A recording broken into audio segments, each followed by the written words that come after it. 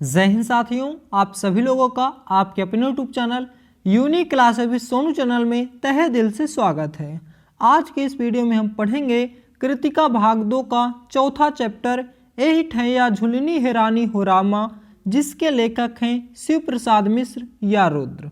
तो इस चैप्टर का आज के इस वीडियो में हम कंप्लीट सारांश पढ़ेंगे, तो वीडियो को लास्ट तक देखिएगा ताकि आप इसके एमसीक्यू क्वेश्चन आसानी से कर पाएँ। तो आइए स्टार्ट करते हैं। महाराष्ट्रीय महिलाओं की तरह धोती लपेट कच्छ बांधे दुलारी दनानंद दंड लगाती जा रही थी। उसके शरीर से टपक टपक कर गिरी बूंदों से भूमि पर पसीनों का पुतला बन गया था। कसरत समाप्त करके उसने चारखाने के अंगोछे से अपना बदन पोंछा, बंधा हुआ जूड़ा खोलकर सिर का पसीना सुखाया और तत्पश्चात आदमकद आईने के सामने खड़ी होकर पहलवानों की तरह गर्व से अपने भुजदंडों पर मुग्ध दृष्टि फेरते हुए प्याज के टुकड़े और हरी मिर्च के साथ उसने कटोरी में भिगोए हुए चने चबाने आरंभ किए। उसका चणक चवणक पर्व अभी समाप्त न हो पाया था कि किसी ने बाहर बंद दरवाजे की कंडी खटखटाई। दुलारी ने जल्दी जल्दी कच्छ खोलकर बाकायदे धोती पहनी, केस समेटकर करीने से बांध लिए और तब दरवाजे की खिड़की खोली। बगल में बंडल सी कोई चीज दबाए दरवाजे के बाहर टुन्नू खड़ा था। उसकी दृष्टि शर्मीली थी और उसके पतले होठों पर झेप भरी फीकी मुस्कुराहट थी। विलोल आंखें टुन्नू की आंखों से मिलाती हुई दुलारी बोली, फिर तुम यहाँ टुन्नू, मैंने तुम्हें यहाँ आने के लिए मना किया था ना। टुन्नू की मुस्कुराहट उसके होठों में ही विलीन हो गई। उसने गिरे मन से उत्तर दिया, साल भर का त्योहार था, इसीलिए मैंने सोचा कि, कहते हुए उसके बगल में बंडल निकाला और उसे दुलारी के हाथों में दे दिया। दुलारी बंडल लेकर देखने लगी। उसमें ये रहा चित्र, आप देख सकते हैं। उसमें खद्दर की एक साड़ी लपेटी हुई थी। टुन्नू ने कहा, यह खास गांधी आश्रम की बनी है, लेकिन इसे तुम मेरे पास क्यों लाए हो? दुलारी ने कड़े स्वर से पूछा। टुन्नू का सीण वदन और भी सूख गया। उसने सूखे गले से कहा, मैंने बताया ना कि होली का त्योहार था। टुन्नू की बात काटते हुए दुलारी चिल्लाई, होली का त्योहार था तो तुम यहाँ क्यों आए? जलने के लिए? क्या तुम्हें कहीं और कोई चिता नहीं मिली जो मेरे पास दौड़े चले आए? तुम मेरे मालिक हो या बेटे हो या भाई हो, कौन हो? खैरियत चाहते हो तो यह कफन लेकर यहाँ से चले जाओ। और उसने उपेक्षापूर्वक धोती टुन्नू के पैरों के पास फेंक दी। टुन्नू की काजल लगी बड़ी बड़ी आंखों में अपमान के कारण आंसू भर आए। उसने सिर झुकाए हुए आर्द्र कंठ से कहा, मैं तुमसे कुछ मांगता तो नहीं। देखो, पत्थर की देवी तक अपने भक्त द्वारा दी गई भेंट को ठुकराती नहीं। तुम तो हाड़ मांस की बनी हो। तभी तो दुलारी ने कहा, मतलब उसको क्या कहा? हाड़ मांस की बनी हो। तो दुलारी ने कहा। टुन्नू ने जवाब नहीं दिया।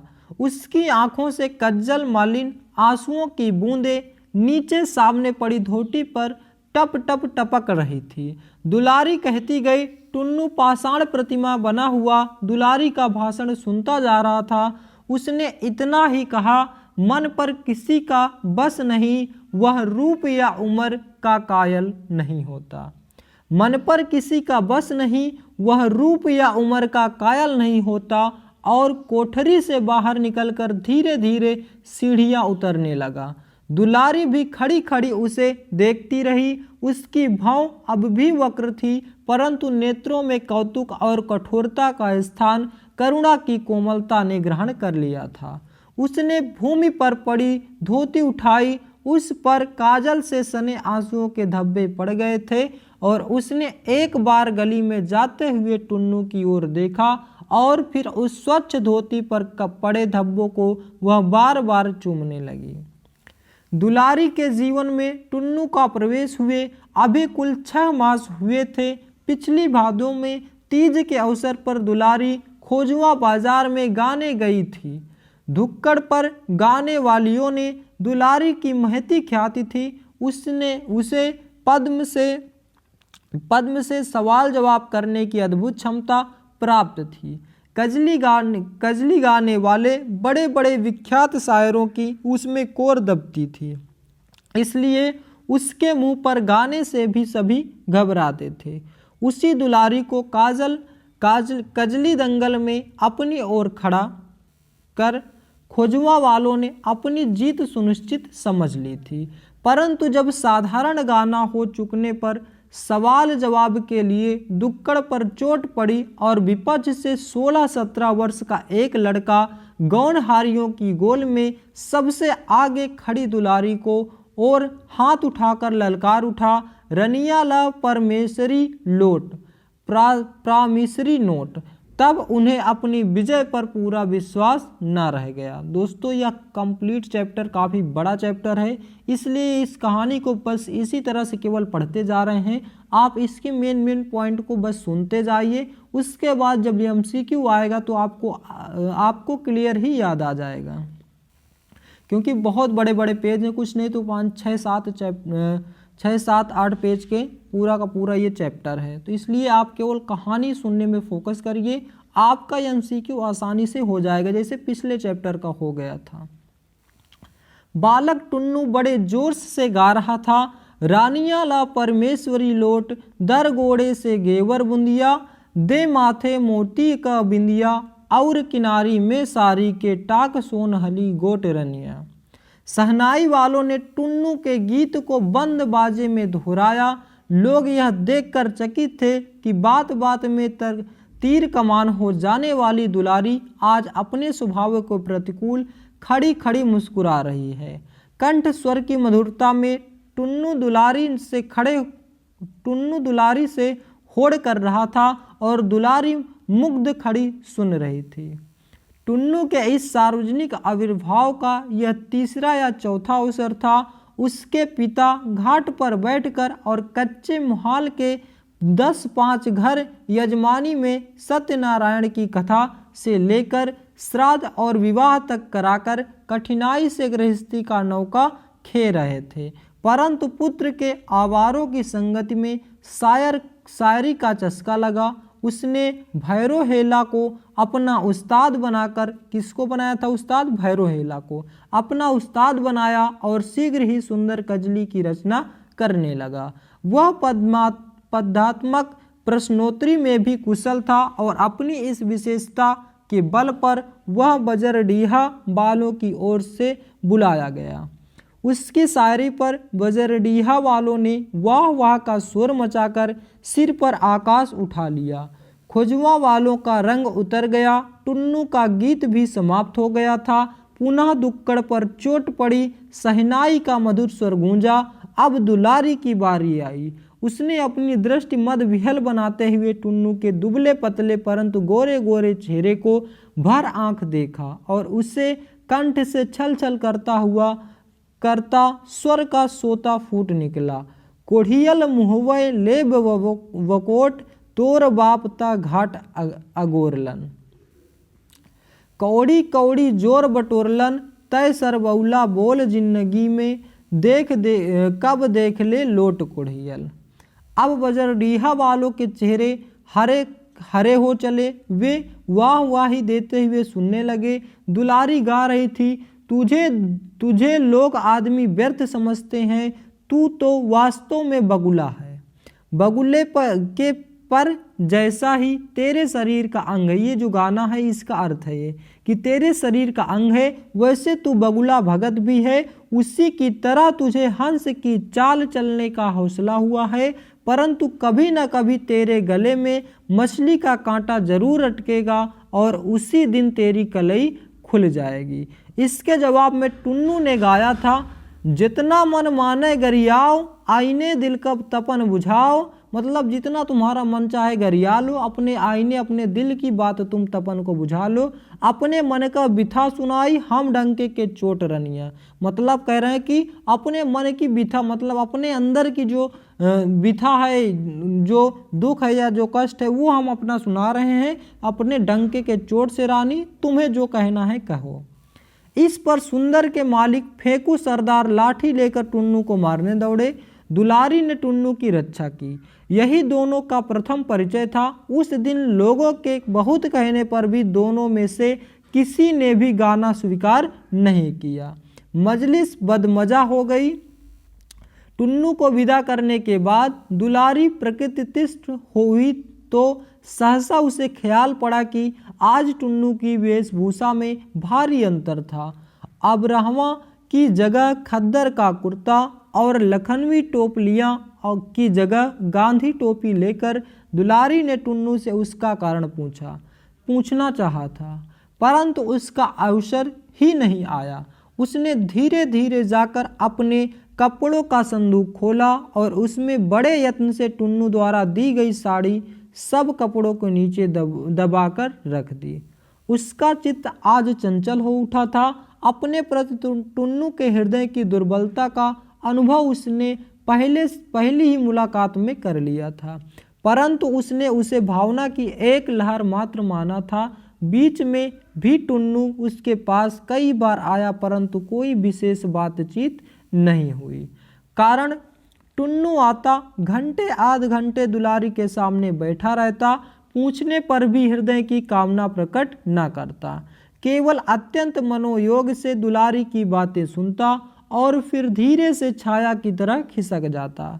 यौवन के अस्ताचल पर खड़ी दुलारी टुन्नू के इस उन्माद पर मन ही मन हंसती, परंतु आज उसे कृशकाय और कच्ची उम्र के पाड़ुमुख बालक टुन्नू पर करुणा हो गई।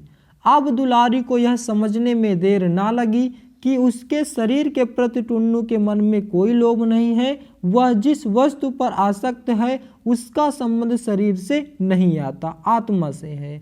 उसने आज भी अनुभव किया है कि आज तक उसने टुन्नू के प्रति जितनी अपेक्षा दिखाई है वह सब कृत्रिम थी। सच तो यह है कि हृदय के एक निश्चित कोने में, निवृत्त कोने में टुन्नू का आसन दृढ़ता से स्थापित है। फिर भी वह तथ्य स्वीकार करने के लिए प्रस्तुत नहीं थी। वह सत्यता का सामना नहीं करना चाहती थी। वह घबरा उठी, विचार की उलझन से बचने लगी। उसने चूल्हा जलाया और रसोई की व्यवस्था में जुट पड़ी। त्यों ही धोतियों का बंडल एक बंडल लिए फेंकू सरदार ने उसकी कोठरी में प्रवेश किया। दुलारी ने धोतियों का बंडल देख उधर से दृष्टि फेर ली।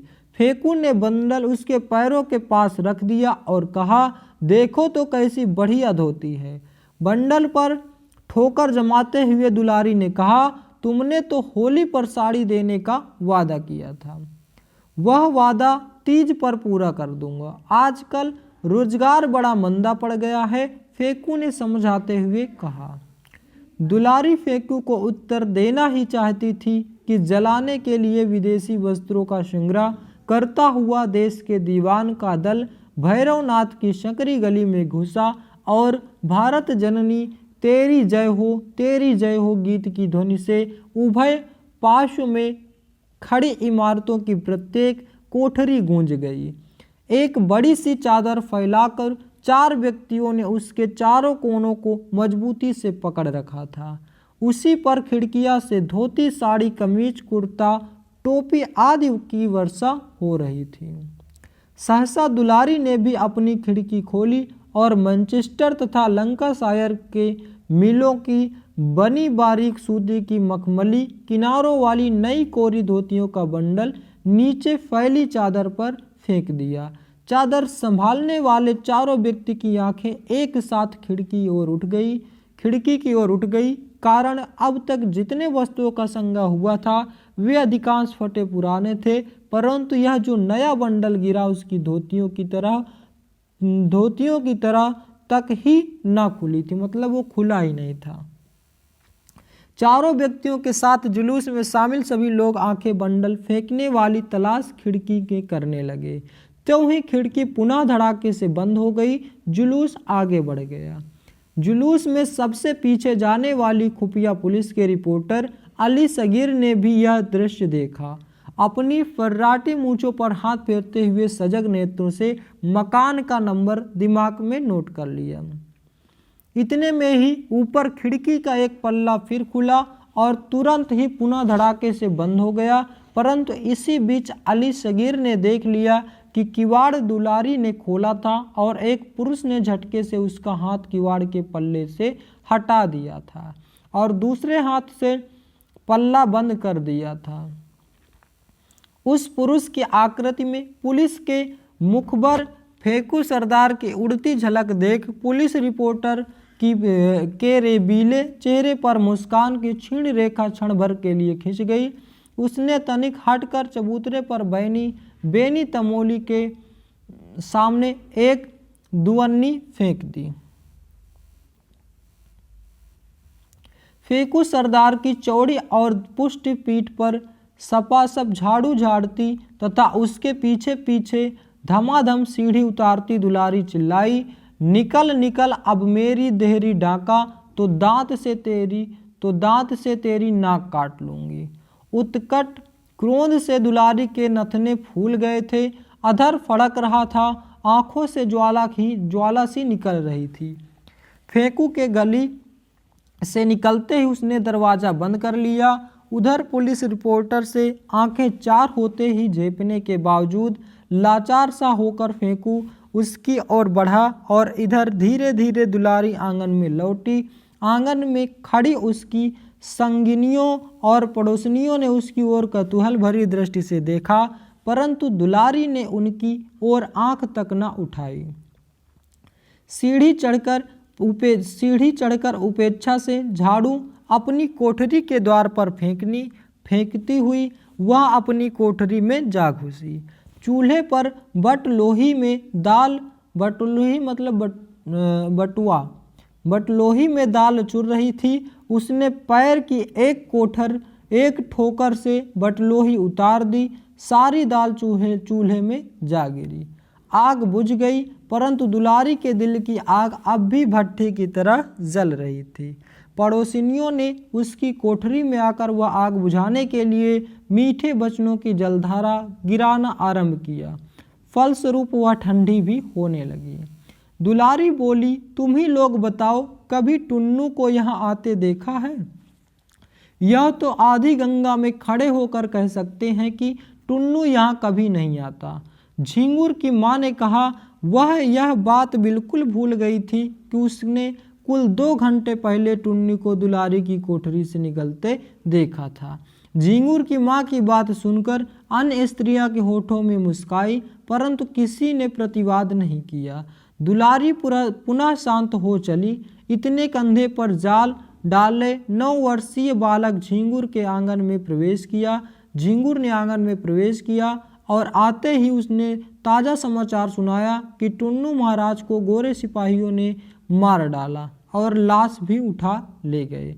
और कोई दिन होता तो दुलारी इस समाचार पर हंस पड़ती, पर टुन्नू को 2-4 गालियां सुनाती। परंतु आज यह संवाद वह स्तब्ध हो गई। उसने यह भी न पूछा कि घटना कहाँ और किस तरह हुई।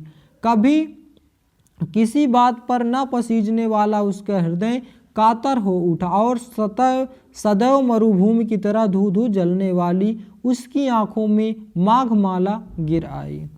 उसने पड़ोसिनियों की निगाह से अपनी आंसुओं को छिपाने का कोई प्रयत्न नहीं किया। पड़ोसिनियों ने करकसा दुलारी के हृदय की यह कोमलता देख दंग हो गई। उन्होंने दुलारी के इस आचरण को बार बार वनिता सुलभ अभिनय मात्र समझा। बिट्टो ने दिल लगी भी की। मुझे लगा मुझे लुका छिपी फूटी आँख नहीं सुहाती। मैंने तो आज तक जो कुछ भी किया सब डंके की चोट, दुलारी ने कहा। वह उठी और सबके सामने संदूक खोल उसमें से टुन्नू की दी हुई आंसुओं के काले धब्बे भरी खद्दर धोती निकालकर उसने पहन ली। उसने झिंगुर को बुलाकर कहा, टुन्नू कहाँ मारा गया? झिंगुर ने बताया, टाउन हॉल। और वह जब टाउन हॉल जाने के लिए घर से बाहर निकली तो दरवाजे पर ही थाने के मुंशी के साथ फेंकू सरदार आकर कहा, दुलारी को थाने जाना होगा, आज अमन सभा द्वारा आयोजित समारोह में उसे गाना पड़ेगा। रिपोर्ट में काफ़ी मेज पर पटकते हुए प्रधान संवाददाता ने अपने सहकर्मी को डांटा, शर्मा जी आप तो अखबार की रिपोर्टरी छोड़कर चाय की दुकान खोल लेते तो अच्छा होता। संवाद संग्रह तो आपके बातों की बात ही जान पड़ती है। भयभीत शर्मा जी ने गड्ढे में कौड़ी खेलती हुई अपनी आंखों से चश्मा उतारकर उसे कुर्ते में पोंछते हुए कहा, क्यों, क्या हुआ? प्रधान संवाददाता ने खींचकर कहा, यह जो आप पन्ने पर पन्ना अलिफ लैला की कहानी से रंग लाए हैं वह कहाँ छपेगा और कौन छापेगा? इस पर भी आपने कुछ विचार किया है? आपने जो लिखा है उसका आपके सिवा कोई और भी गवाह है। आज आपकी रिपोर्ट छाप दूं तो कल ही अखबार बंद हो जाएगा। संपादक जी बड़े घर पहुंचा दिए जाए। आपसे संबंध में वार्ता होती तो सुनकर संपादक जी भी सजग हुए। उन्होंने पूछा, क्या बात है? यही शर्मा जी की रिपोर्टिंग पर झक रहा हूँ, और क्या? प्रधान संवाददाता ने कहा। पढ़िए, संपादक ने आदेश दिया। प्रधान संवाददाता ने रिपोर्ट की काफ़ी शर्मा जी की ओर बढ़ाते हुए कहा, लीजिए आप ही पढ़कर सुनाइए। वह शीर्षक भी पढ़ दीजिएगा जो आपने संवाद पर लगाया है। क्या शीर्षक है?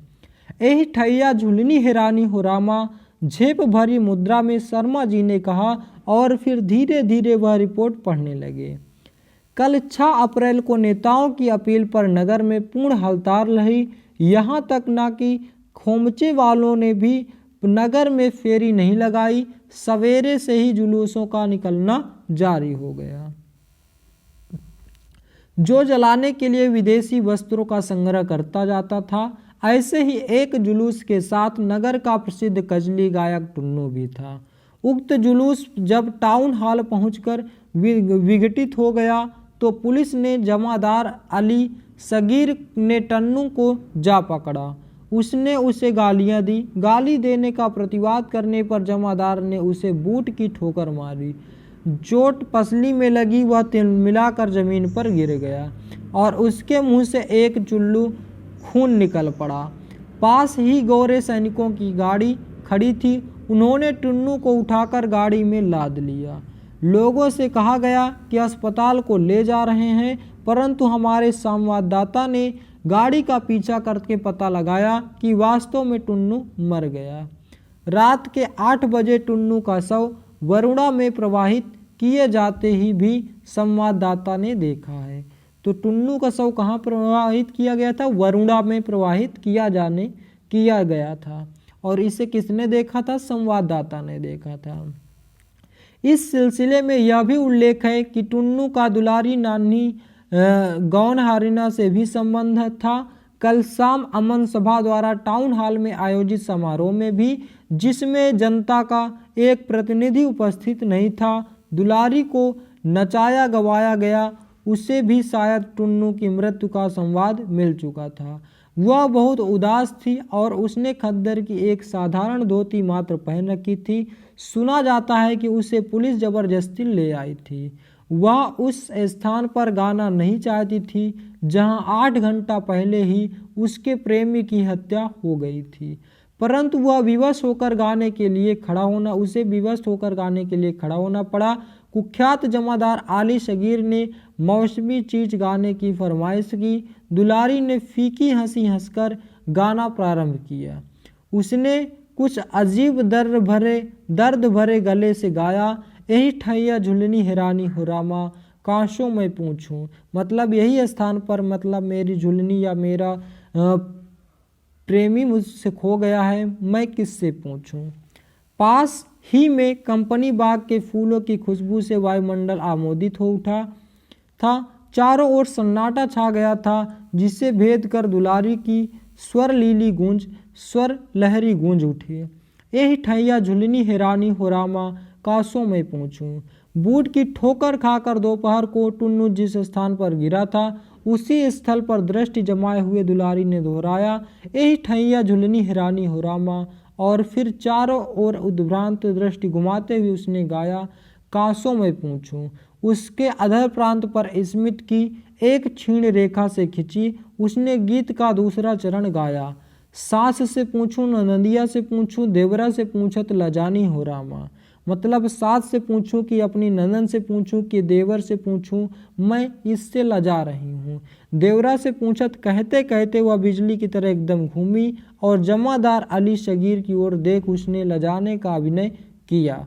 उसकी आंखों से आंसू की बूंद छहर उठी, यों ही कहिए वो पानी की कुछ बूंद जो भी वरुणा में टुन्नू की लाश फेंकने से छिटकी थी, अब दुलारी की आंखों में प्रकट हुई। वैसा रूप पहले कभी नहीं दिखाई पड़ा था, आंधी में भी नहीं, समुद्र में भी नहीं, मृत्यु के गंभीर आविर्भाव में नहीं। सत्य है परंतु छप नहीं सकता, संपादक ने कहा। तो दोस्तों ये था हमारा आज का महत्वपूर्ण चैप्टर, यही ठैया झुलनी हिरानी हो रामा, जिसके लेखक थे शिव प्रसाद मिश्र या रुद्र।